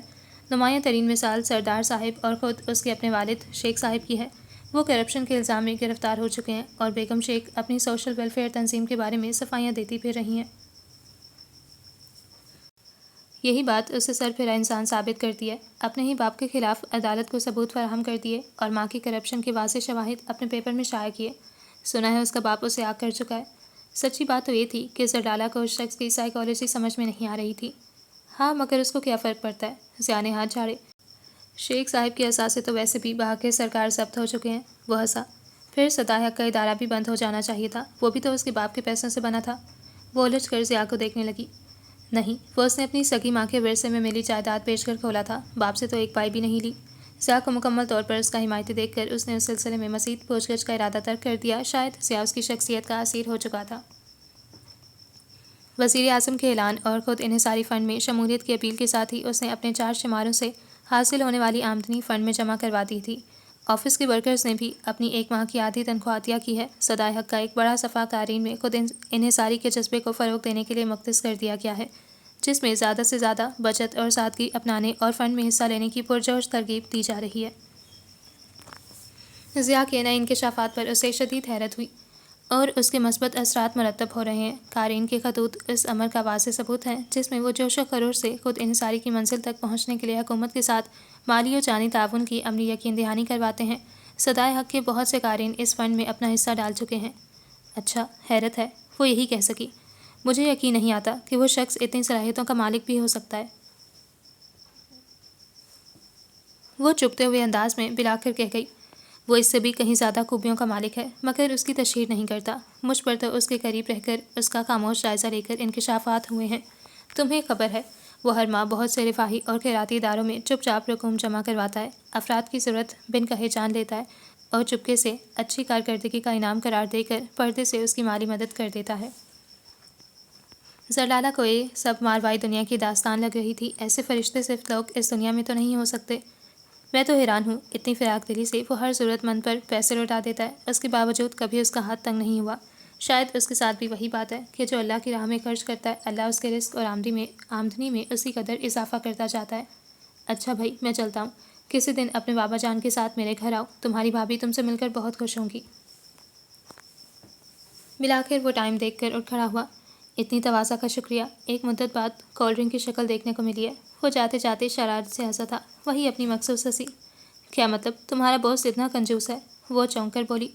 हमारे ऑफिस की कैंटीन में चाय और कोक मुकम्मल तौर पर बंद हो चुकी है। लंच के लिए चिकन और बिरयानी बनाने पर भी पाबंदी आयद है। हफ्ते में 3 दिन सब्जियां और 3 दिन दाल और 1 दिन चावल पकते हैं। ये पाबंदी मुल्क कौम के मफाद के लिए बचत और सादगी के मुजाहरे के तौर पर लगाई गई है और पूरे स्टाफ ने इस पाबंदी का खैर मुकद्दम किया है। वो खुदा हाफिज़ कहकर रवाना हो गया। सरलाला को वर्ता हैरत में डालकर वो गुमसुम खड़ी रह गई थी। बासित की शख्सियत के बारे में सोच रही थी। ये शख्स जादूगर है क्या? उसे सख्त ताज्जुब हो रहा था।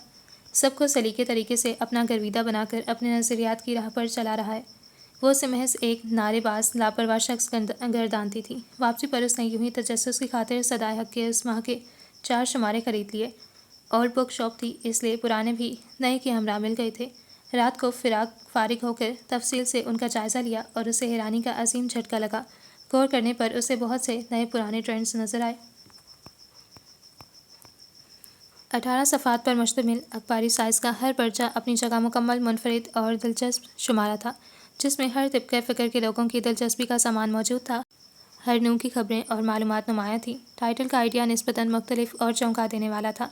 मॉडल गर्ल की बजाय किसी हंसते मुस्कुराते मासूम बच्चे की तस्वीर नुमाया होती थी, जिसके इर्द गिर्द दीदा सेब सुर्खियों में शुमारे के अंदर शामिल मवाद की मुख्तसर झलकियाँ थीं, क्योंकि उन्हें पढ़कर मज़मून का तफसीली मुतालिया करने को जी चाहता था। कुछ शुमारों के टाइटल में दिलफरेब हसीन मंजर फितरत की अक्कासी की गई थी, यूँ कि इंसान खोकर रह जाए। जिसका इंटरव्यू शामिल होता था, उनकी छोटी मोटी तस्वीर भी टाइटल पर नुमाया थी। इंटरव्यू ज़्यादातर उन शख्सियात का लिया जाता था जो किसी भी फील्ड में मुल्क कौम के लिए गिरां कदर खदमात सर अंजाम दे रही थीं और जो उससे कबल गुमनाम रही थीं। खिदमत खल का जज्बा रखने वाले, रिफाही इदारों की निगरान, अच्छी शोहरत रखने वाले स्कूल, कॉलेज, यूनिवर्सिटी के उसातिज़ा, फ़नी माहिरीन, डॉक्टर्स, इंजीनियर, साइंसदान, प्रोफेसर्स और दीगर मुहब्ब वतन और इंसानियत की फलाह व बहबूद के लिए खामोशी से सरगर्म अमल अफराद के पुरजोश और इंसानियत के जज्बे से सरशार एहसासात पर मुश्तमिल इंटरव्यूज़ नुमाया तौर पर शामिल अशात किए गए थे, इस अंदाज़ में कि क़ारीन पढ़कर नए वलवले के साथ काम करें। इतने बहुत सारे ज़हीन फ़तीन और आला सोच रखने वाले माहिर लोग इसे कहाँ से मिल जाते हैं? वो सोच रही थी। यकीनन खुद से खोज लगाकर उन तक पहुंचता होगा, और ये वाकई अच्छा रुझान है। ऐसे अफराद और उनका जज्बा आवाम के सामने ज़रूर ज़ाहिर होना चाहिए। सियासत और सोशल फीचर्स वगैरह में बासित की सोच और फ़िक्र की अक्कासी नुमाया थी।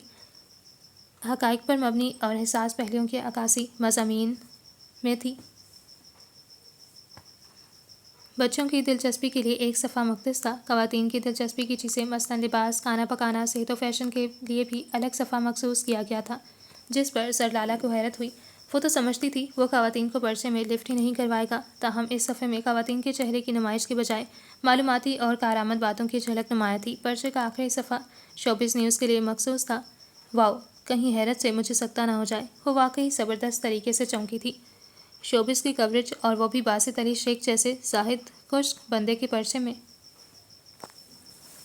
वो हैरानी के आलम में सफ़े का मुतालिया कर रही थी। सफ़े में सिर्फ PTV, पाकिस्तानी फिल्म इंडस्ट्री और रेडियो की खबरें थीं। मिर्च मसाले की बजाय साफ़ सुथरी और बामकसद रिपोर्टिंग की गई थी। आवाम को नई फिल्मों, ड्रामों और प्रोग्रामों के मुतालिक बाखबर रखा गया था, ताहम फजूल की चटपटी और बाजारी ज़ुबानों बयान से मुकम्मल तौर पर परहेज़ किया गया था। फिल्मी सरगर्मियों के बारे में हर किस्म की खबर थी, मगर इख्तिसार के साथ इक्का दुक्का फिल्मी चेहरों की तस्वीरें भी मौजूद थीं, मगर मुनासिब पॉज में। इस तरह शहर की समाजी और सकाफ़ती सरगर्मियों की रिपोर्ट्स भी मौजूद थीं, मगर नहायत जामे, मुख्तसर और गैर जानिबदार अंदाज में। महज बटोरने की खातिर किसी ख़ास तंजीम या शख्सियत को प्रोजेक्ट नहीं किया गया था। हर किस्म की खबर मौजूद थी। शुमारे में किसी शोबा ज़िंदगी के बारे में तशनगी न थी। सरलाला को अपनी आंखों पर एतबार नहीं आ रहा था। उस शख्स ने जो कहा था कर दिखाया था। तहरीर की ताकत साबित कर दी थी। वाक़ितन उस शुमारे में सब कुछ था। ये मस्बत सहाफ़त का बेहतरीन नमूना था। बहुत सारे मौसम गर्मा की बेकैफ और हबज़दा रातों में डूबकर दोबारा तलू हुए। कॉलेज बंद हो चुके थे। वो आजकल घर पर ही होती थी। एक अजीब सी बेचैनी, मोहूम सा इंतज़ार और बिखरा बिखरा मुंतशिर सा एहसास उसके दिलो दिमाग को अपने कब्ज़े में लिए हुए था। यूँ लगता था जैसे वक्त ठहर गया हो। एक अजीब से पुरस्रार तूफ़ानी अंदाज में वो उस बेहिस खामोशी से झुंझलाने लगी थी। वो खुद से उलझते उलझते बेजारी की और बोरियत की आखिरी हदूद को छूने लगी थी, जब एक शाम अचानक, बहुत अचानक, बासित का फ़ोन आ गया। اس نے بڑی بے دہانی کے عالم میں ملگجی قمیص کی شکنیں درست کرتے ہوئے ریسیور اٹھا کر ہیلو کہا تھا، مگر جواب میں ایک مانوس السلام علیکم نے یکلخت اس کی تمام تر حسیات بیدار کر دیں۔ اس کے دل کی دھڑکن اچانک تیز ہو گئی۔ وہ یہ آواز لاکھوں میں پہچان سکتی تھی۔ کیسے مزاج ہیں؟ کیا گزشتہ ملاقات کی تلخی ابھی تک تمہارے دل میں موجود ہے؟ اس کا انداز سنجیدہ اور منجمد سا تھا، مخصوص شوخی، بشاشت اور بے نیازی قطعی مفقود تھی۔ کیسے یاد کر لیا آج؟ نہ چاہتے ہوئے بھی آہستگی سے طنز کر بیٹھی۔ جواب میں ایک طویل سانس سنائی دی۔ تم بھلانے والی چیز نہیں ہو۔ وہ ٹھہرے ہوئے پرسکون لب و لہجے میں گویا ہوا۔ سر لالا پر عجیب سی احساساتی کیفیت حملہ آور ہونے لگی۔ آنسوؤں کی ایک لکیر سی گالوں پر پھسلتی چلی گئی۔ پہلے اس لیے رابطہ نہیں رکھا کہ میں عملی طور پر اپنی بات کی سچائی ثابت کر کے تمہارے روبرو آنا چاہتا تھا۔ جب سردار فیملی کے کرتوت سب پر کھل گئے اور سلطان شیخ کی فائلیں کھولنے کا عمل شروع ہوا تو میں مطمئن ہو کر تمہاری طرف آنے کو تھا کہ تم طلاق کے بعد عدت سے ہو گئیں۔ یہ 3 ماہ گزرے تو سلطان شیخ کو کیفر کردار تک پہنچانے کے عمل میں وقت گزرنے کا احساس نہ ہوا۔ پھر قوم پر کڑا وقت آ گیا۔ اس کی صدا پر لبیک کہتے ہوئے اس سلسلے میں رائے عامہ ہموار کرنے میں مصروف ہو گیا۔ یہ لمحے ایسے تھے کہ میں خود کو بھی بھول گیا۔ یاد رکھا تو اپنے وطن کی سلامتی اور سرخروئی کو اپنا فرض ادا کر کے آج تم سے مخاطب ہوں۔ وضاحت دینے کی ضرورت نہیں ہے۔ وہ گہری سانس لے کر بولی۔ وضاحت کر دینی چاہیے، اس سے دلوں کا میل دھل جاتا ہے۔ وہ پرزور لہجے میں گویا ہوا۔ تم کچھ بدل گئے ہو، سنجیدہ سے ہو گئے ہو۔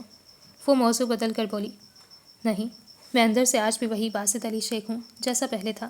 فرق صرف یہ ہے کہ وہ بے فکری اور شوقی کسی کی کج روی کی نظر ہو گئی ہے، باقی اندر سے ویسا ہی پرجوش، مضبوط اور مستحکم ارادوں کا مالک ہوں۔ کس کی کج روی کی؟ اس کی آواز لرزنے لگی۔ جواب میں وہ کچھ دیر تک چپ رہا۔ کیا جواب دینا ضروری ہے؟ وہ گویا ہوا۔ نہیں، اگر دے دو تو عنایت ہوگی۔ پھر دونوں اس بے ساختگی پر اپنی اپنی جگہ گنگ رہ گئے۔ عہد رفتہ کا کوئی لمحہ صحن کے دریچے میں روشن ہوا چاہتا تھا۔ جواب اس وقت بھی سر لالا حسن تھا اور اب بھی وہی ہے۔ بہت دیر کی خاموشی کے بعد وہ چپکے سے کہہ گیا۔ کیا؟ اس کے سر پر چھت آن رہی۔ ایک دم شوق لگا تھا۔ ماضی کے کچھ جملے اس سناٹے میں شور مچا کر اپنے وجود کا احساس دلانے لگے تھے۔ بعض اوقات انسان اپنے آپ سے بھی ڈرنے لگتا ہے، باسط نے کہا تھا۔ کبھی کبھی میرے ساتھ بھی ایسا ہی ہوتا ہے۔ کب؟ کیا اس کا جواب دینا ضروری ہے؟ سر لالا کے استفسار پر وہ بولا تھا۔ ہاں، آج میں جواب دے سکتا ہوں۔ باسط گویا ہوا۔ میں نے پہلے دن صدائے صبح میں جاب کا آغاز کیا تو تم سے ملاقات ہوئی تھی۔ چھلائی ہوئی، بات بات پر چڑھنے والی، مگر در حقیقت حساس اور ہمدرد مزاج کی مالک وہ لڑکی شروع دن سے مجھے اچھی لگی تھی، مگر جلد ہی پتہ چل گیا کہ اس کے جملہ حقوق محفوظ ہو چکے ہیں، سو اپنے جذبات کو دل میں ہی دبا لیا۔ ہاں، کبھی کبھی تمہارے ساتھ کی خواہش اس طرح ہمکتی تھی کہ میں اپنے آپ سے خوفزدہ ہو جاتا تھا۔ وہ سکتے کے عالم میں پسینے سے نچھڑے ہاتھ میں ریسیور تھامے اس کی زبان سے اعتراف سن رہی تھی۔ اس نے ایک بار کہا تھا، کبھی کبھی میری پسند میرے مزاج سے نہیں بھی ملتی، پھر بھی میں اسے پسندیدگی کا درجہ دیتا ہوں۔ وہ سر لالا نے اس کے جملے پر غور کرنے کی زحمت نہیں کی تھی۔ مجھے تم سے بہت سی باتیں کرنا ہے، بہت سی وضاحتیں باقی ہیں ابھی۔ میرا ارادہ تھا تمہارے بابا جان سے تمہیں مانگ کر تمہیں اپنے گھر لا کر ایک ساتھ ساری باتیں کہوں گا، مگر ضیاء نے مجھے پہلے تم سے بات کرنے کا مشورہ دیا، بقول اس کے تم میری ذات سے خاصی نالا اور بیزار ہو۔ کیا تم کل صدائے حق کے دفتر آ سکتی ہو؟ ہوٹل یا پارک میں بیٹھ کر بات کرنا مجھے پسند نہیں ہے اور حقیقتاً تمہیں بھی اچھا نہیں لگے گا۔ وہ بھونجکا کھڑی بے حس و حرکت اس کی باتیں سن رہی تھی۔ کیا میری جسارت سے ناراض ہو سر لالا؟ وہ اس کی خاموشی کو خفگی کے معنی پہناتے ہوئے پریشان ہو کر پوچھنے لگا۔ میں کچھ سوچنا چاہتی ہوں، یہ سب کچھ آسان نہیں ہے۔ پھر میرے اور تمہارے نظریات اور مزاج، اس کی تم فکر نہ کرو۔ وہ اس کی بات کاٹ کر مطمئن ہو کر بولا۔ میں بہت پہلے سے تمہاری ذات میں چھپی تمہاری اصلی شخصیت کی کھوج لگا چکا ہوں۔ مجھے شروع سے یہ یقین رہا ہے کہ تم ایسی نہیں ہو، مثلاً یا مجبوراً بن گئی ہو، بنا دی گئی ہو، تم نے اپنے اوپر خول چڑھا رکھا ہے، اندر سے میرے طرز فکر اور سوچ کی مکمل حامی ہو۔ مجھے یقین ہے روز اول سے میں تمہارے الجھے بکھرے جھنجھلائے رویوں کے پس پردہ مصلحت زدہ اور مایوس کن انداز جانچتا رہا ہوں۔ یوں لگتا ہے تم نے ہٹ ہو کر خود پر دوہرا ماسک چڑھا لیا ہے، اور مجھے یقین ہے میری ہم سفری میں تم پھر سے نکھر کر اپنی اصلی شخصیت میں آ جاؤ گی۔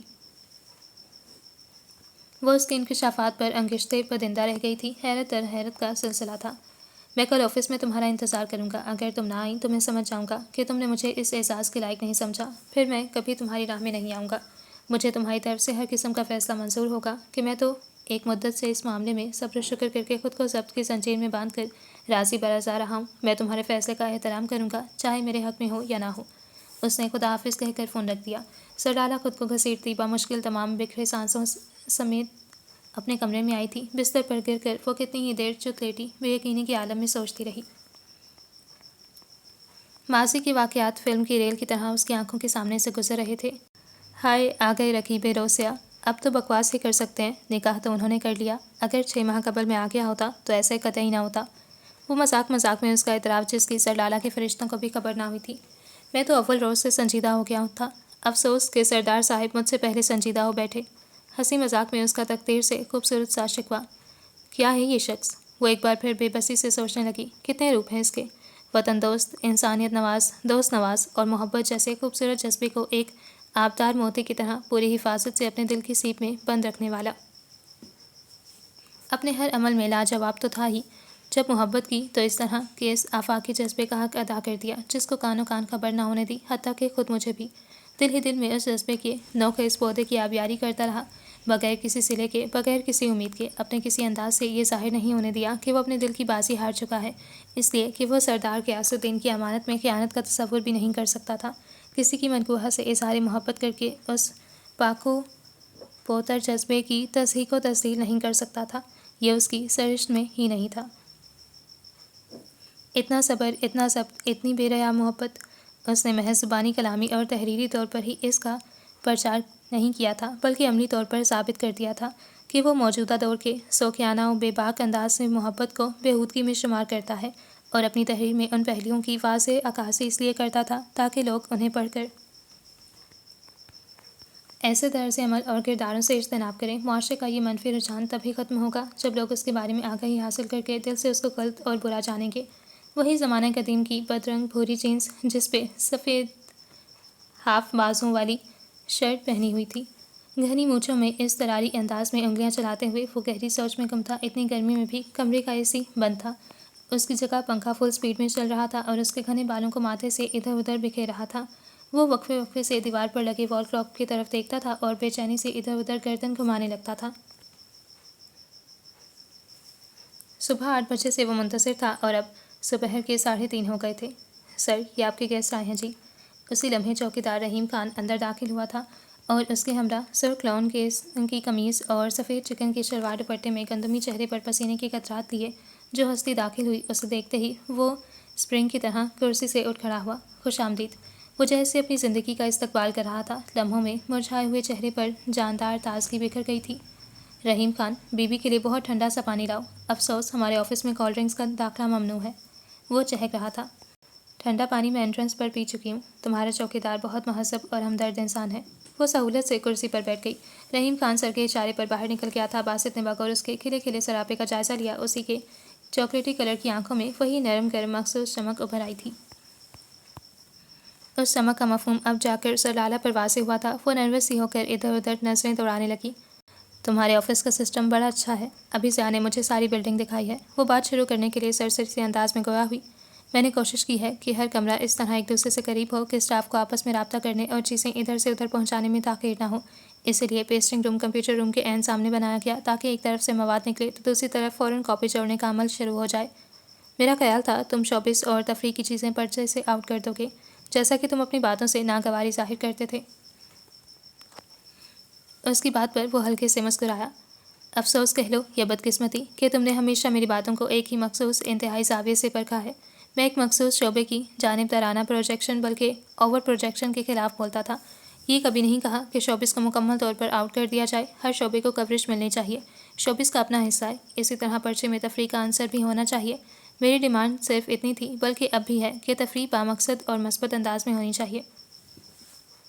وہ چپ چاپ مغلوب سی کیفیت میں اس کی باتیں سن رہی تھی۔ کیا بات ہے، تم بہت خاموش ہو گئی ہو، پہلے تو بہت بولتی تھیں۔ وہ اس کی کیفیت نوٹ کرتے ہوئے سنجیدگی سے اس کی طرف متوجہ ہوا۔ باسط، وہ بہت ہچکچاتے ہوئے انداز میں مخاطب ہوئی، میں بہت عام سی لڑکی ہوں اور شاید کم حوصلہ بھی، تم جیسے پرجوش، باعزم اور عظیم خوبیوں کے مالک شخص کے ساتھ نہیں چل سکوں گی۔ وہ دونوں ہتھیلیاں آپس میں مسلتے ہوئے سر جھکا کر بول رہی تھی۔ باسط نے اس کے چہرے پر نظر جما دی، بولا کچھ نہیں، شاید اسے وضاحت کا موقع فراہم کرنا چاہتا تھا۔ تم نے حیرت انگیز طور پر درست اندازہ لگایا تھا۔